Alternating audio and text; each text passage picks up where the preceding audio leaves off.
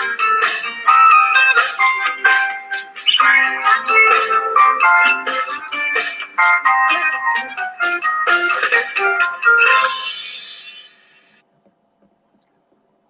friends, welcome back. I'm Dr. Surya Ganduri, your host for this weekly internet radio show on developing leadership through self-awareness, a series of talks using the knowledge from the principles of quantum physics and wisdom of beliefs. These radio talk shows are part of the Quantum Leap radio presentations where I invite celebrated mentors from around the world to share with us on how to thrive and empower ourselves in this evolving world. And this special feature is on every third Saturday of the month when you can listen to a unique monthly roundtable live discussion involving these experts in business, academia, and life in general. On rest of the Saturdays, you can listen to the weekly regular shows at 8 p.m. Chicago time. Tonight's topic is a continuation of the presentation that I began last month on how ego inflicts blind spots in our path to success, in which I identified many traps that ego creates.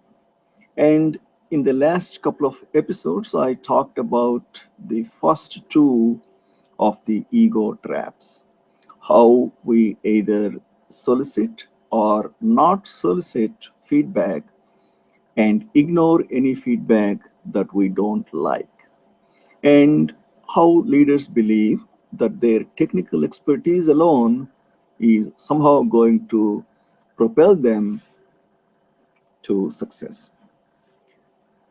Tonight, I will address the third ego trap, surrounding yourself with more of you. Let me start with a little story, but a real one as always. Amy, a successful business owner of three shoe stores in a Tri-City area, inadvertently fell into ego trap 3, surrounding herself with more of her.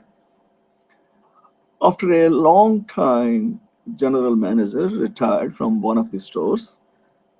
Amy, a middle-aged entrepreneur with a gift for sales, took replacing the person very seriously. The role of general manager was vital to the success of her company. It involved managing part-time employees and their weekly schedules, coordinating directly with Amy on inventory and accounting, ensuring high-quality customer service, and managing many other tasks that kept the stores running smoothly on a daily basis. This was a make or break decision for Amy. So she whittled the list of applicants down to 3 qualified candidates. Maggie, the first to arrive for an in-person interview, reminded Amy of a young version of herself, spunky and hungry to learn the business with many years of sales experience, as indicated on her resume and as discussed during the interview. The two women had a few interests in common too, and discovered they knew a number of the same people around the town. Amy, sensing kismet and going with her gut, hired Maggie on the spot without checking even references or waiting to interview the next two people. Amy reached out to me several months later when she noticed the first signs of trouble. Maggie was indeed a great salesperson, just like Amy.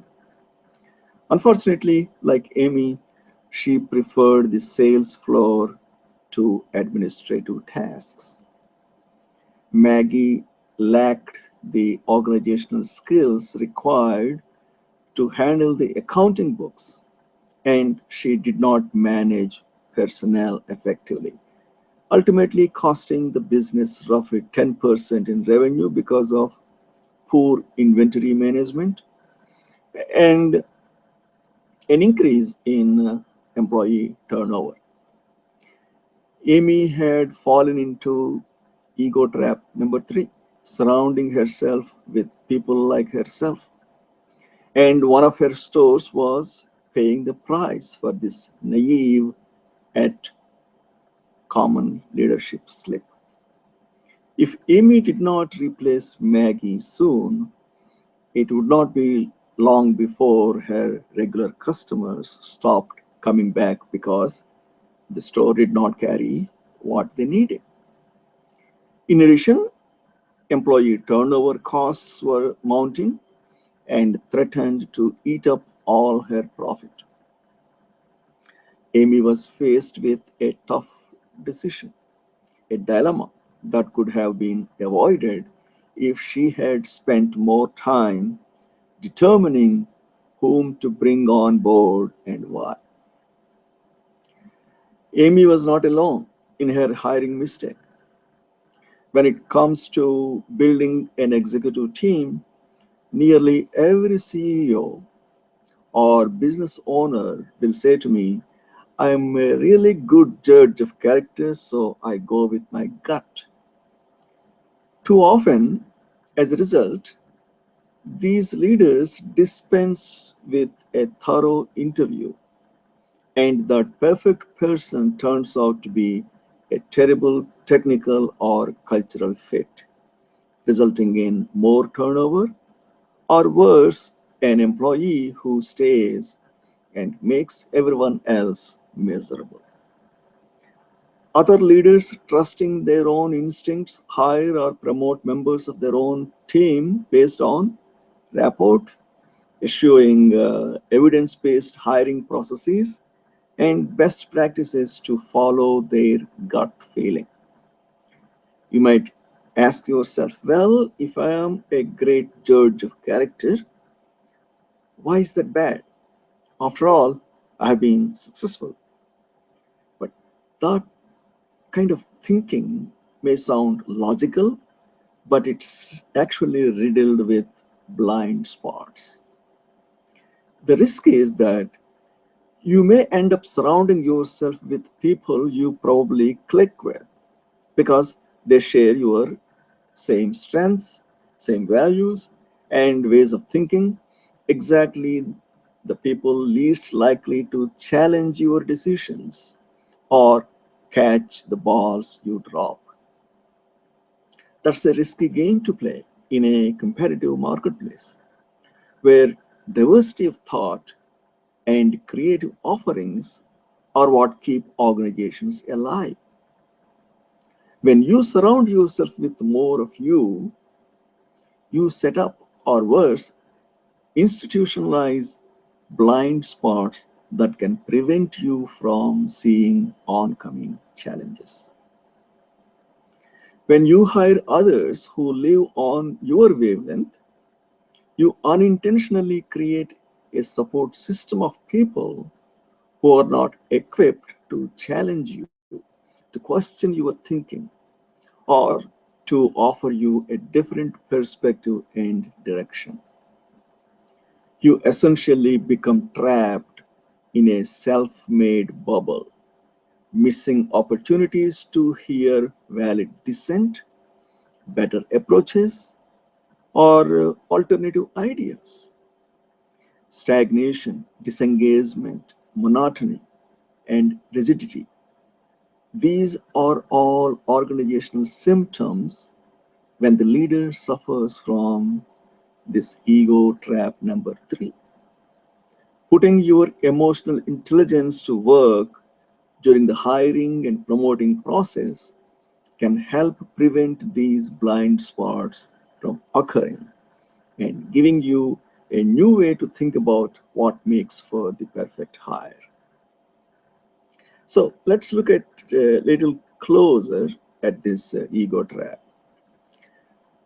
By the time individuals reach the level of executive or thriving business owner, they understand the value of putting together the right team.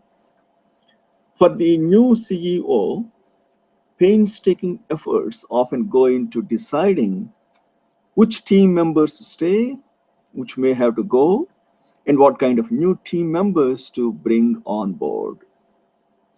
The owner of a growing business realizes she can no longer be the person to stuff boxes in the back room, make trips to the post office, and stand on the showroom floor. Staffing is about finding team members who can do these jobs in a way that reflects the company's values and brand promise, as well as add value beyond job scope to improve the organization. The question for many CEOs and business owners is, now that you can no longer do it all alone, what kind of team will you hire or build and cultivate to support you? Organizations across the globe invest millions of dollars in workplace team building initiatives, as well as off-site trust building retreats like ropes courses and mock survival games.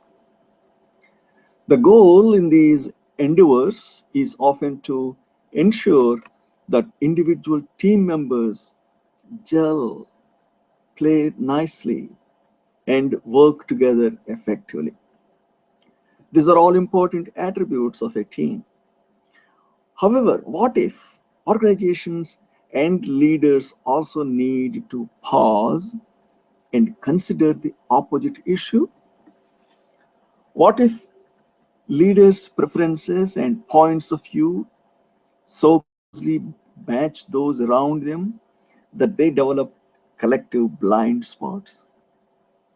This represents a significant organizational risk that can escape the collective consciousness until it is too late.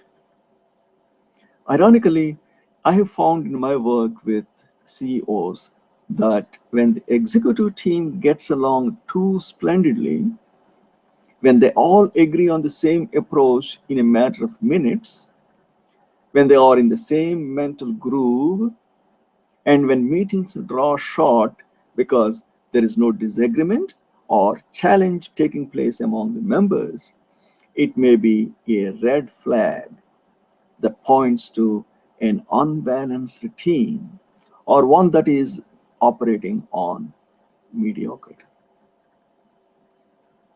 The team may be happy and getting along well in these cases, but they may also have fallen into ego trap number three, when the leader has managed to become surrounded with miniature versions of himself or herself, rendering the organization's most valuable asset, human capital, into business as usual drones. When this happens, the result can be a lack of challengers in the group, no different thinkers to say, hey, have you considered this possibility? Or what happens if the bottom falls out on that approach? We call these people provocateurs, and they play a vital role in creating innovation and challenging the status quo. Just remember, when the executive team has too many look-alike members, the organization risks becoming vulnerable and stagnant. Ego trap number three occurs when you hire, promote, or cultivate a strategic team that is made up of people who are similar to you in key ways, such as background, race, gender, age, strengths, values, or mindset.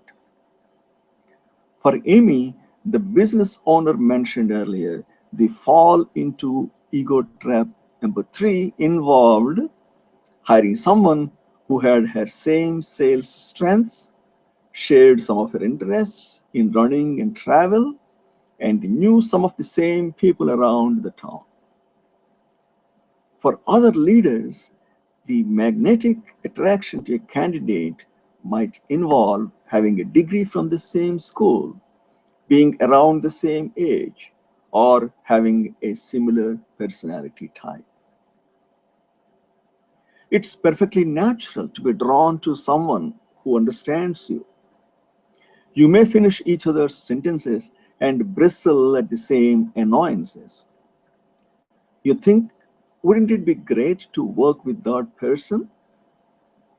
Regardless of the types of similarities, this ego trap number three comes into play when the leader gives priority to hiring or promoting a person who is similar to her, rather than consciously seeking out individuals who are able to bring a unique approach or mindset to the team or to offer the special skill set necessary for success.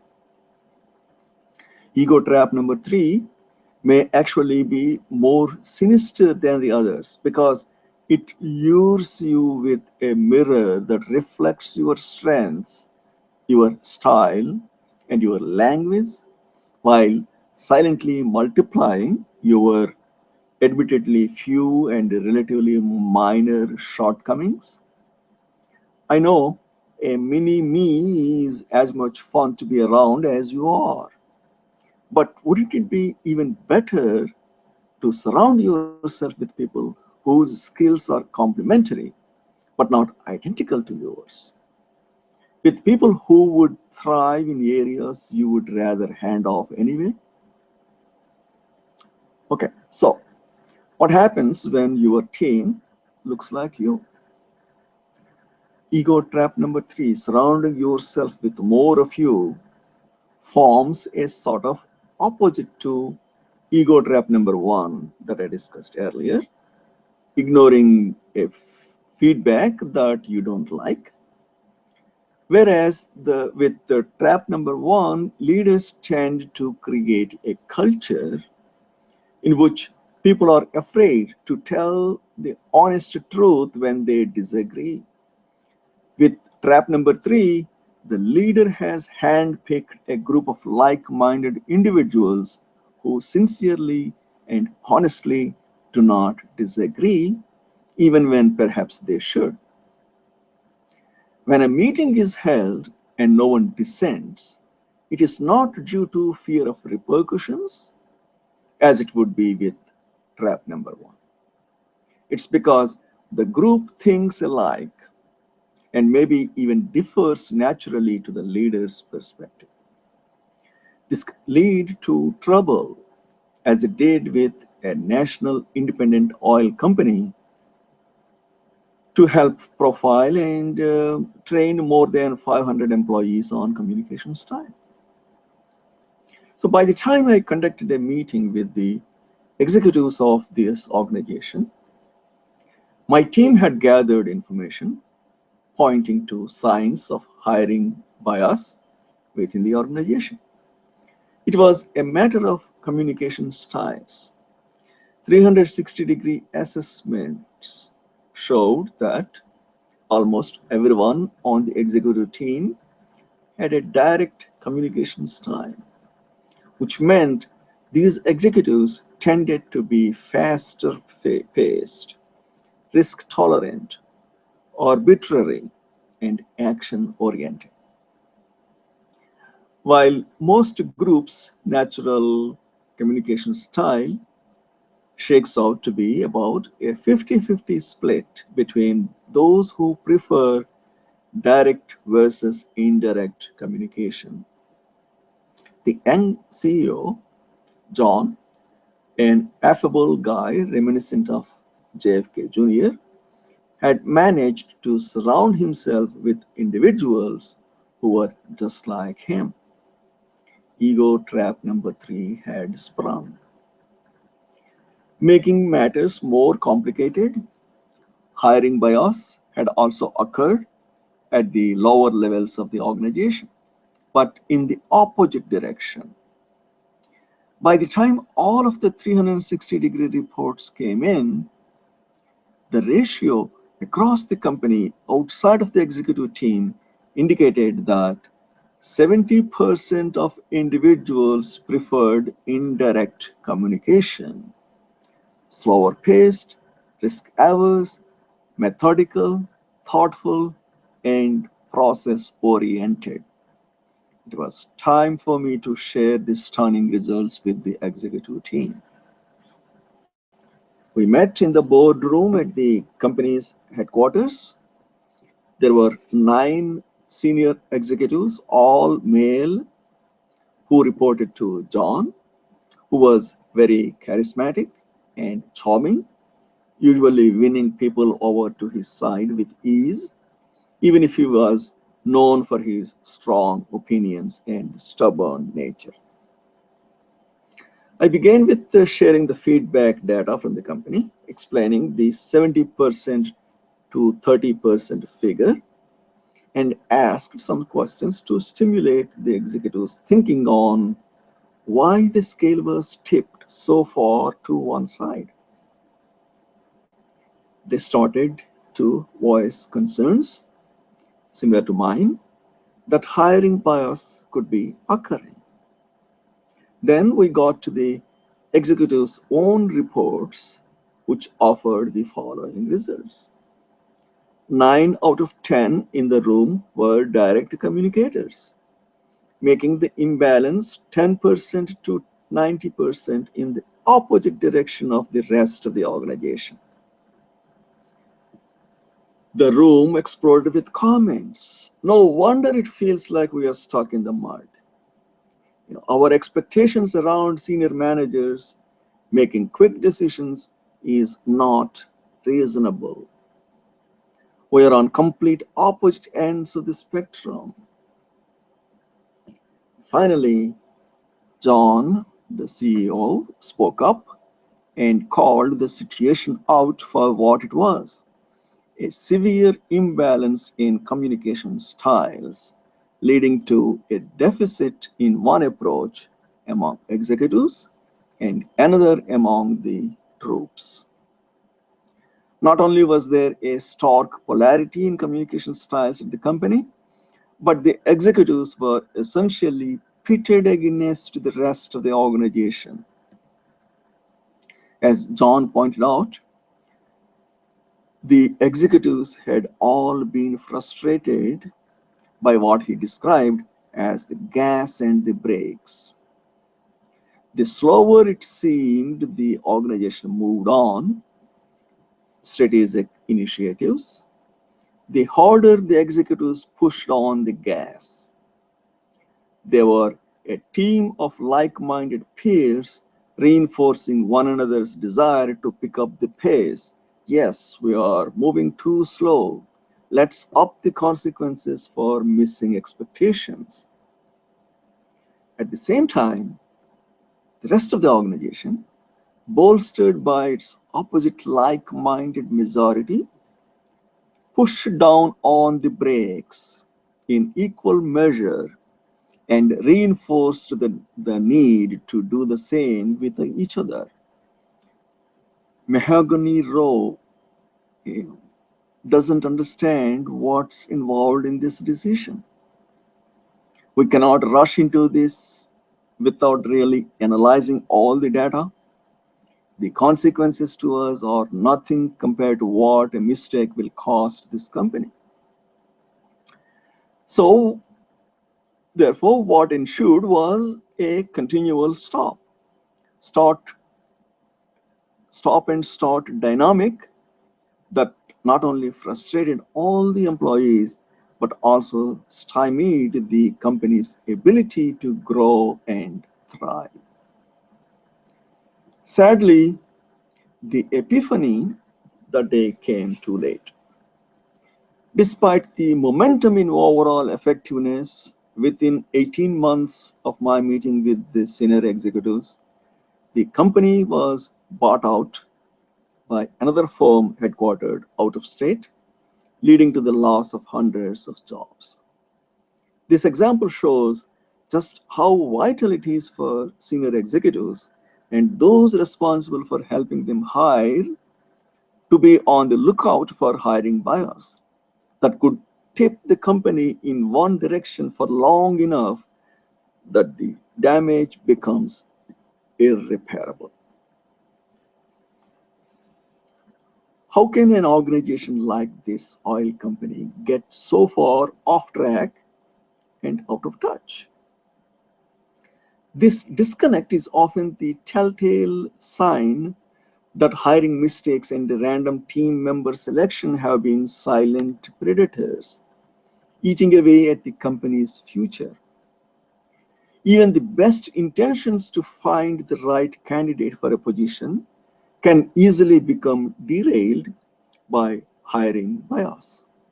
It's not an exaggeration to say that interviewers may gravitate toward a candidate because he plays the same sport as the interviewer or because they look alike.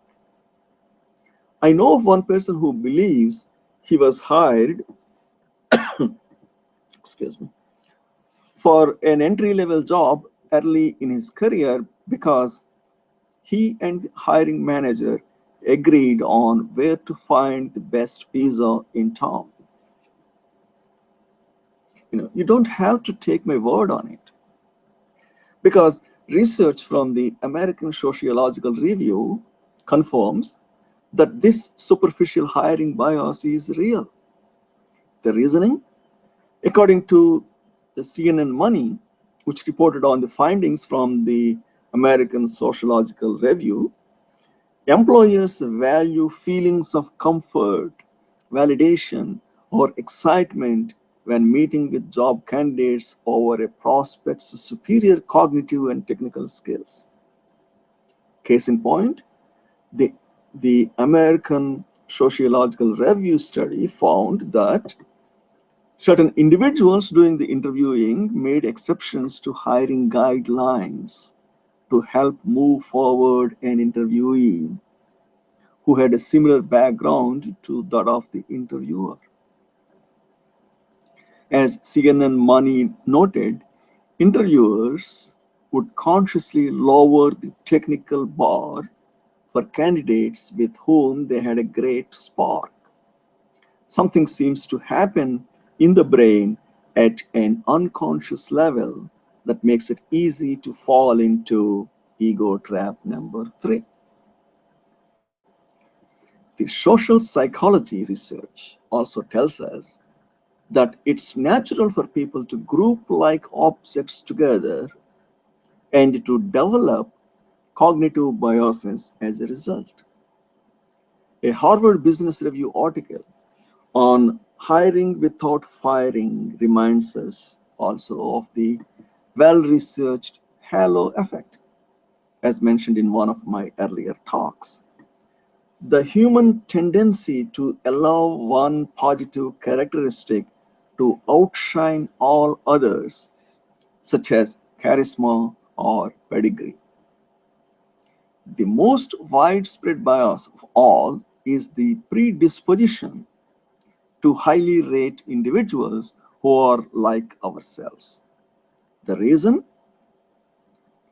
Doing so not only reinforces our own self-worth, but boosts our sense of security that we know what we are buying or the risky sense of less familiar options. Fortunately, the research shows that this bias can be overcome. For example, when simply encouraged to form more accurate impressions, people become more able to see others as individuals and avoid automatic reliance on stereotypes that might otherwise influence a job candidate's chances. Just as useful, a person's motivation to avoid stereotypical thinking can also make a difference. Avoiding ego trap number 3 may start quite simply with your own recognition of this pitfall and your wish to prevent it. So, if leaders fall prey to hiring only those who look like themselves, what happens to the much touted ideal of a diverse workplace? The value of diversity, like effective team building, is a common topic of discussion within the workplace over the past decade or so. Unfortunately, although diversity initiatives are now commonplace at many organizations, especially larger ones, diversity is still often sorely lacking at the executive level. For example, according to a report by Diversity Incorporated magazine in about four years ago, in 2011, of all Fortune 500 CEOs, only 6 of them at the time were Black, only 9 were Asian, and only 6 were Hispanic. The rest, a whopping 479 CEOs out of 500, were Caucasian. As for women, only 19 of Fortune 500 CEOs at the time were female. Clearly, at the highest level of organizations, we still have a lack of representation in terms of gender and race. If we look at executive teams as a whole, rather than just the CEO position, diversity likewise tends to be scarce. I see this every day when working with well-meaning executive teams in the corporate world. For example, some time ago, in one of the CEO roundtable forums, a CEO, on our first meeting together, when he shared with me an organization chart with photos of his executive committee, looking back at me from the chart were the faces of 8 white males between the ages of 40 and 60. I gently but directly asked this CEO, so, as an ethnic minority candidate, why would I want to work for you? My question caught him off guard. He studied the pictures more closely. Oh my gosh, he said with all sincerity, I never noticed that. Admittedly, he worked in a typically male-dominated industry. But in my view, the lack of women or ethnic minorities on my client's executive committee was not just a matter of political incorrectness or unappealing aesthetics to a female candidate. I would argue that his team was vulnerable because of the homogeneity of the team to missing something important when surveying the business landscape and developing strategy. Interestingly, a 2012 study by Thomson Reuters of major global and European indexes revealed that organizations with 30% or more women managers and board members outperformed those with less than 20% women. This was particularly evident during quarters 2 and 4, when financial markets were noticeably volatile. A 2012 report by Credit Suisse Research Institute noted similar findings. After analyzing more than 2,000 global companies, the institute found that companies with 1 or more female board members had produced higher average returns on equity, lower gearing, better average growth, and higher price and book value multiples than those with no female board members. Although the proportion of women on boards appears to be on the rise, lack of diversity at the top is not an imagined issue. One recent survey showed the following.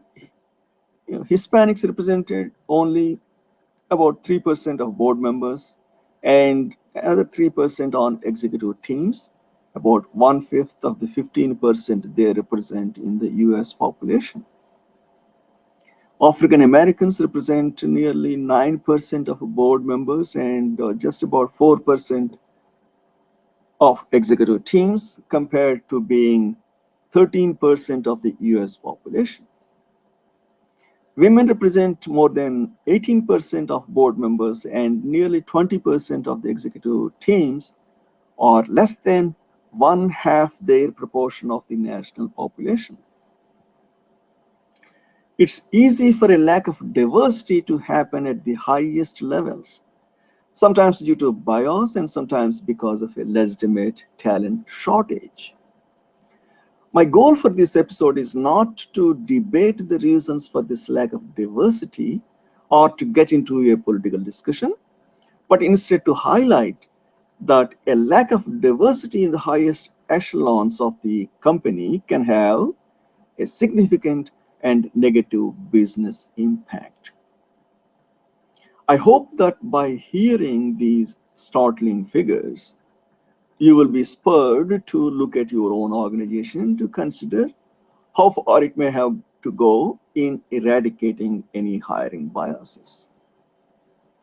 You will have a chance to develop the awareness needed to catch this subtle dynamic, take steps to prevent it, and craft your own multifaceted and exceptional team.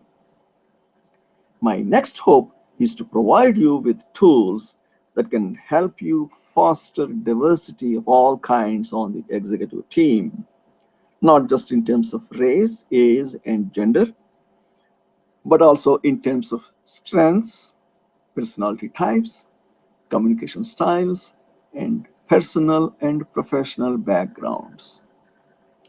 Without this diversity of approach and ideas, you risk giving your team blinders that could lead to reduced innovation, lapses in judgment or quality, and financial losses like those seen by Amy, the small business owner, or on a much grander scale by investment banks like Morgan Chase, the $6 billion London whale losses in the spring of 2012. Let me take a short break and then I will discuss how to identify when you have fallen into ego trap number 3. I'll be right back.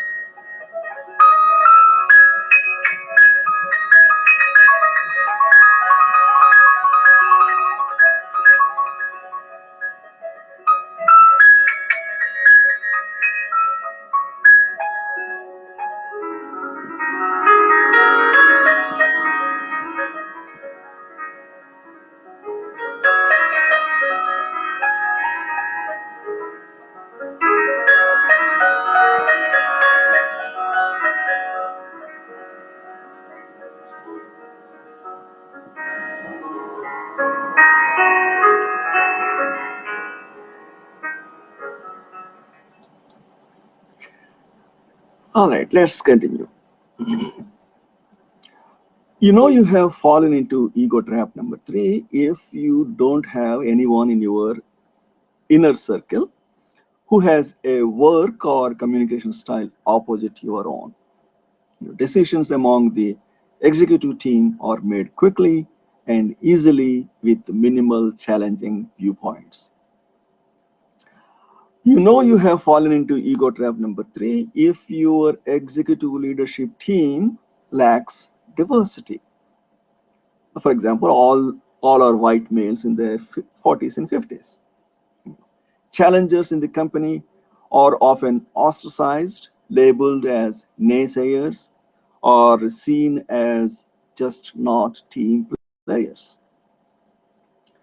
You know you have fallen into ego trap number 3 if your company lacks a formal, structured interviewing and selection process, and managers and leaders, including you, have the latitude to hire on gut feel with little or no evidence of competency or indication that the person's skills match the job's requirements. So, the battle of ego versus EQ. It's always unfortunate to see an otherwise successful, conscientious executive miss one or two signals that their ego is starting to overpower their EQ. It often sneaks up on them and leaves them with the long cleanup work that is then required. In one of my earlier radio talks, I have highlighted the story of Jamie Dimon, the for a case study lesson on ego and EQ. Let's look at a little more closely at the $6 billion trading losses suffered by JP Morgan Chase in 2012 and the company's well-respected CEO, Jamie Dimon. There is much debate over how Mr. Dimon could have let this incident happen on his watch, given his reputation for keeping an eagle eye on all corners of the organization. We likely won't be able to answer that question tonight, as some details of the incident still are not forthcoming. And yet, the story demonstrates a sort of tug of war between ego and EQ that helps us see how this trap, or any of the traps for that matter, may not always represent a simple issue. Jamie Dimon is described by colleagues as having a high EQ and a high sense of humanity.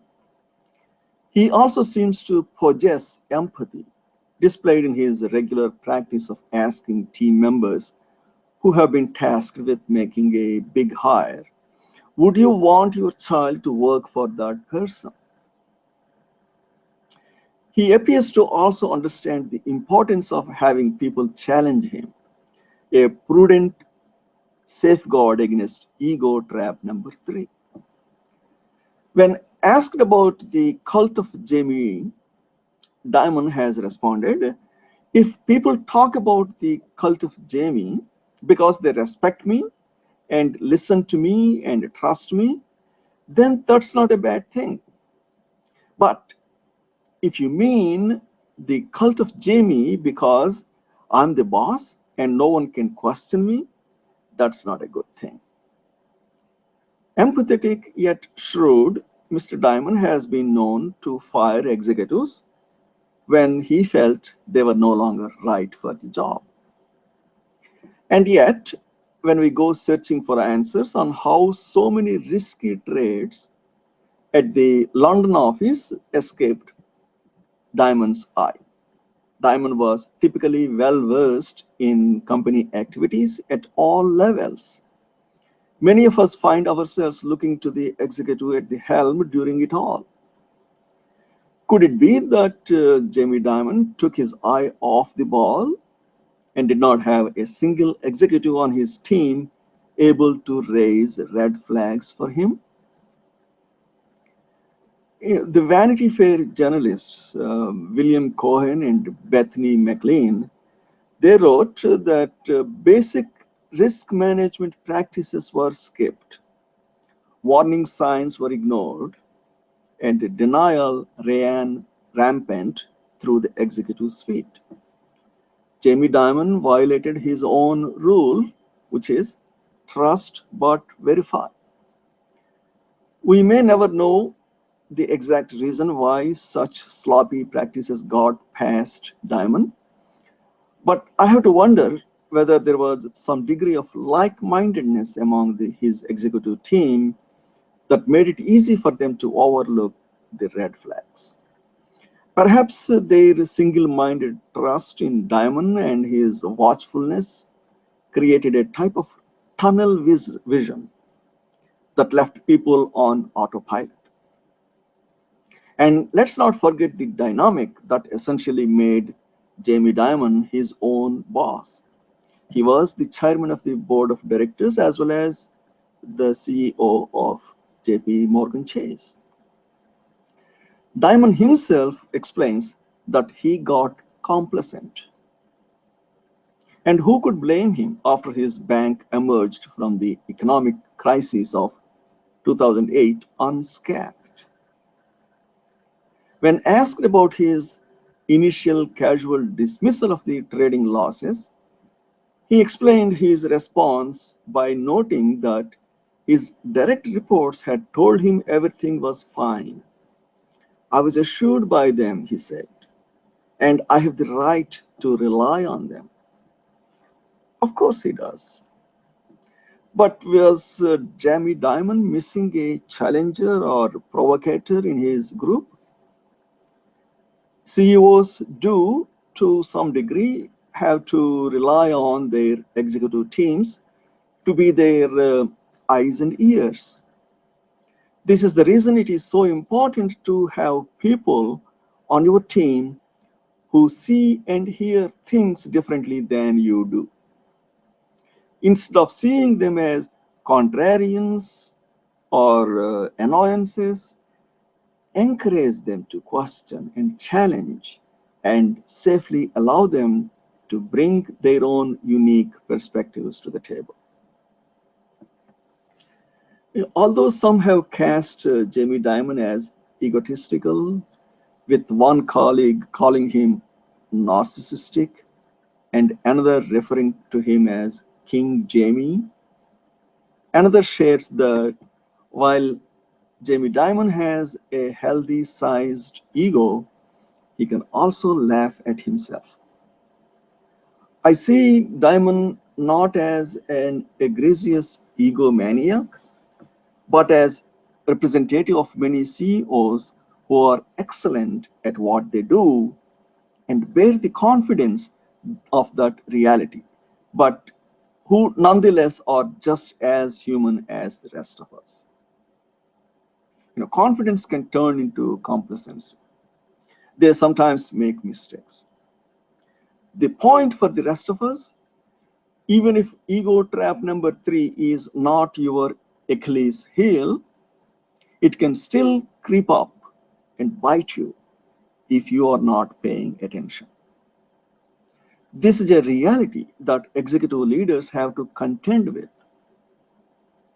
They must take steps to challenge themselves, raise their awareness, and rigorously pursue growth in themselves and others. These are traits emotionally intelligent leaders have in common.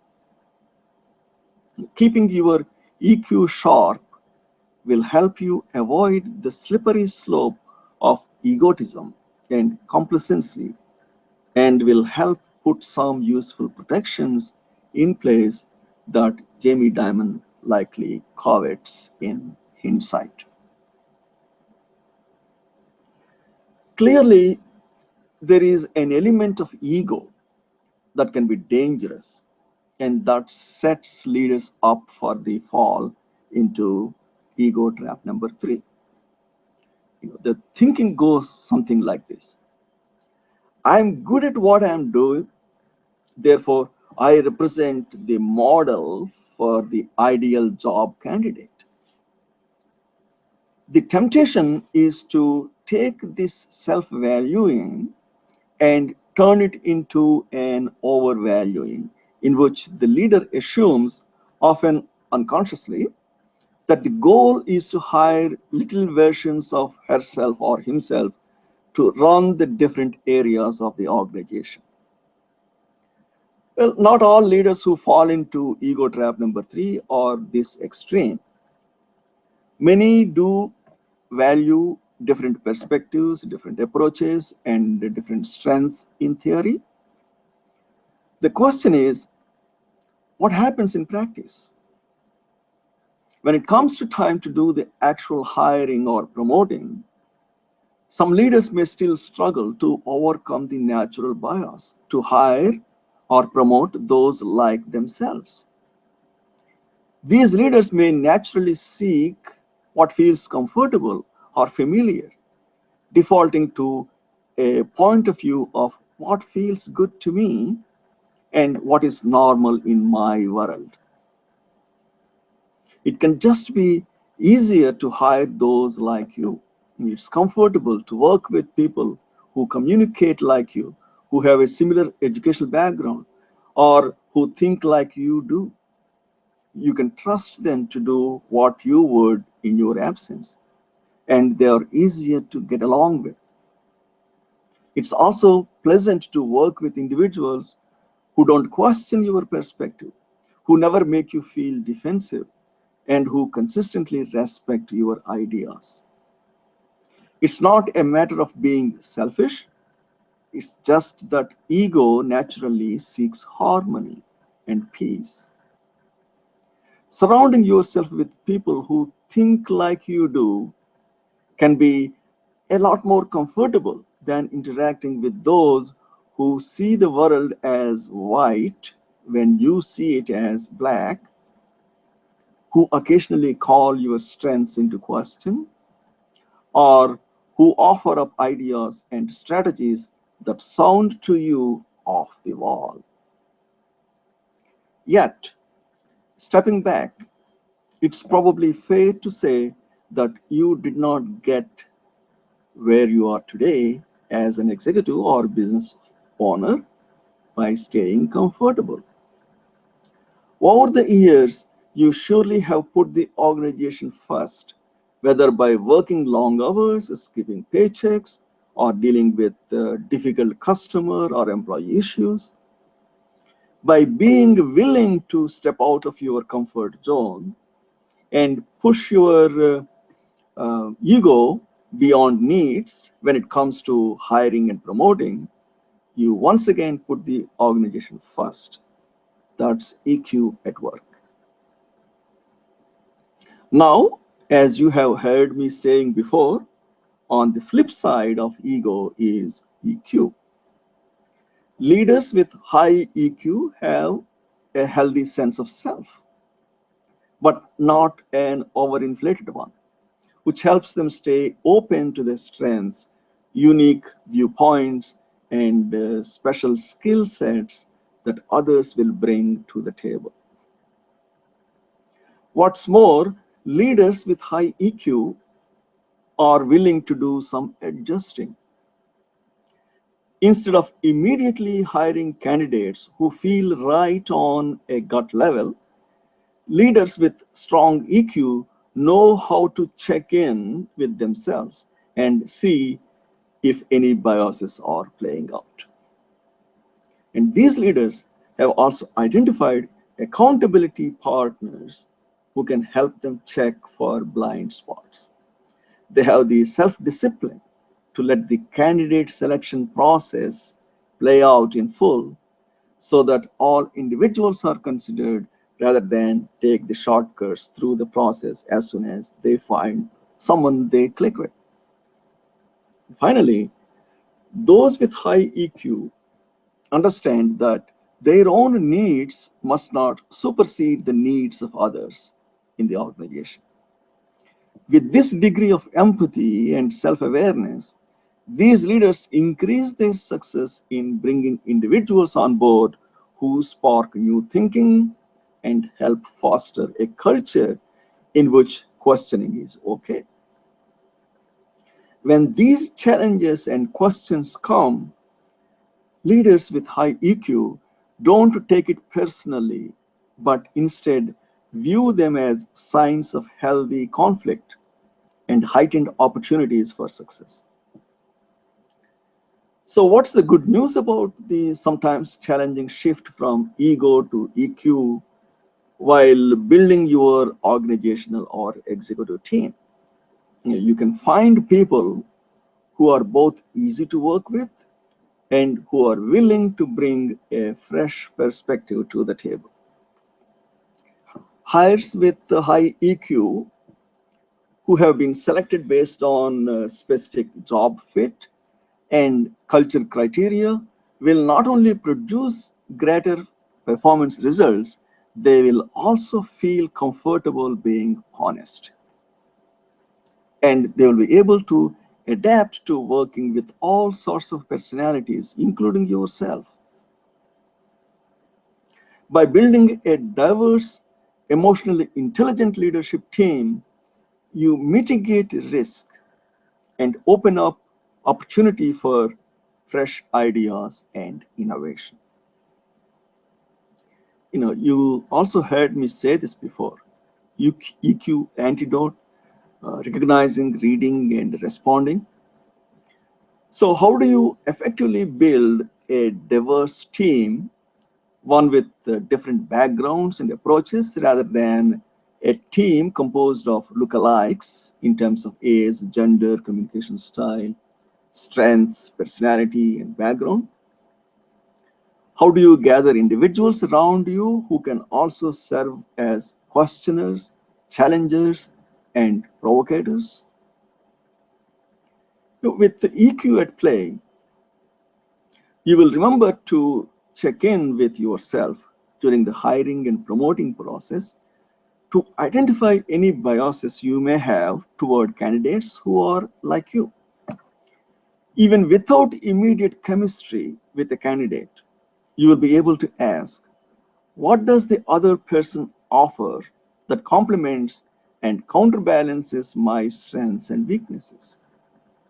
This is all about recognizing what's going on inside of you, the self-awareness, and being ready to tweak your approach when needed to avoid bias and to increase your openness to candidates who bring a unique perspective and skill set to your team. And next, with the EQ leading the way, you will be able to step outside your own approach and consider the value of others' approach, the empathy. With this open-minded attitude, you gain an ability to read or appreciate strengths different from your own that candidates may bring to the table. With empathy, other individuals become less foreign and you grow capable of bringing them onto your team even if they are different from you. And finally, it's time to respond. The candidates have been considered. Who are you going to hire or promote? This is where self-control can come into play, helping you carefully consider your candidates and match them to the organization's needs in addition to your own. It's not about hiring loyalists or mini-me's. It's about gathering individuals who have the expertise needed to lead their area of the company with success. Following your organization's standard hiring practices rather than shortcutting through the interview process can also help you stay on track. It never helps when you send the do as I say, not as I do message that comes with skirting your own rules. As you begin to build a team with varied backgrounds, styles, strengths, and personalities, and encourage a culture of debate and conversation, there may be moments of newness, discomfort, and challenge. Use your EQ to remain open to and non-judgmental of these challenges. And don't forget about making sure those you hire have EQ too. Why? If you are hiring challengers just to have challengers on the team, you are sure to be miserable if these individuals don't have EQ. Instead, aim to find people who think differently than you do and who also have EQ to be honest with you while balancing that with the self-control necessary to get along with other people. But if you discover that your team is homogeneous, or you find signs of a culture in which it's important to maintain the status quo, then it's time to shift toward encouraging diverse opinions and thinking. And here are some tips to help you do this. Request opposing points of view. You can start by assigning devil's advocates and angel's advocates in executive meetings to ensure that all sides of an issue have been considered. And find the questioner in your life. Go to the person in your life who never hesitates to tell you exactly what he thinks and whose opinion you respect. Use this person as a sounding board, or pick her brain for new ideas on old topics. Instead of distancing yourself, regularly seek out this thought partner for insight and perspective. Join a CEO club. There is a growing trend of leaders joining peer groups because it provides a much needed forum for exchanging ideas with peers who understand what you do at your level of responsibility. Consider joining one of these groups where there is no fear of speaking honestly, and you can be sure you'll be challenged and inspired. And you can be sure you will be challenged and inspired. Members of these organizations discourage tacit acceptance of what may be unsubstantiated ideas, or anything that smells of being sold the proverbial bill of goods. These practices will help put some measures in place to hedge against the blind spots of ego trap number 3. But remember, there is no replacement for a diverse and varied team. Over time, it becomes clear that new hires need to be brought on board. It's important to identify where to make the change. Now, this can be particularly hard for business founders who have had the same team by their side since the company's inception. Since what you got you there is rarely enough to keep you growing, it's only by bringing in new players that the organization can break through to the next level of success. Ultimately, the ability to build a strong team is in your hands. Are you ready to act? So, in a nutshell, although it can be tempting to keep people around you who think like you do and who have the same instincts, this approach can lead to a team with the same strengths and little that offsets the same weaknesses. When you are hiring and promoting, are you looking for people who will challenge you and who think differently? Does your inner circle of advisors think differently? And is it okay for them to raise a contrary point of view? As you can see, ignoring feedback you don't like and this ego trap number 3 go hand in hand. Not only do you need people on your team who have different perspectives than you also need to make sure that opposing viewpoints are allowed and encouraged at the highest levels. In essence, the goal here is to ensure that people are committed to organizational objectives and not just to pleasing the boss. By building a diverse executive team, encouraging a culture where feedback and challenge are the norm, and putting a priority on avoiding hiring bias at all levels of the company, you can strengthen your own organization through a well-rounded roster and the natural checks and balances inherent in a diverse group. So recognize that your qualities are not the only ones that are valuable to the business. Self-awareness. Where are your weaknesses? How can hiring to your weaknesses help you build a well rounded team? Read the behaviors of others while temporarily setting aside your own feelings and opinions.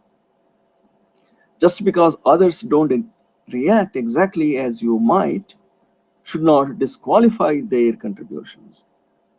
In order to understand others, you must learn to think as they do, not as you do. Empathy. Respond by challenging your initial good or bad reactions to a candidate. Force yourself to stick with an interview and gather well rounded data about the person, even when you don't click right away. It's the self control. Sometimes the person who does not sync up with you in an interview turns out to have the very thing you need most. Well, I think I will stop with that for now. Stay tuned for discussion on other ego related traps in the future. Let me know if I can be of any service or help in any areas that I discussed tonight. I wish you good luck and great inspiration in your journey. I also hope that whether you listened to this live on air broadcast or listening to the recorded audio from the archives, have heard something that resonated well with you, or even know somebody in your life who could benefit from this discussion. If so, I would encourage you to share this discussion with them and ask them to get in touch with me if I could be of further assistance to them. I hope you heard something useful while listening to this radio talk as much as I have enjoyed presenting it tonight. Please tune in every Saturday at 8 p.m. Chicago time as I discuss other topics in this internet radio talk show. Also, remember that Quantum Leap Radio broadcasts on a variety of topics every week and also in a roundtable format each month by coaches and mentors who are highly recommended as the cream of the crop and best of the best out there that have been recognized and established in the business world and life in general. Namaste.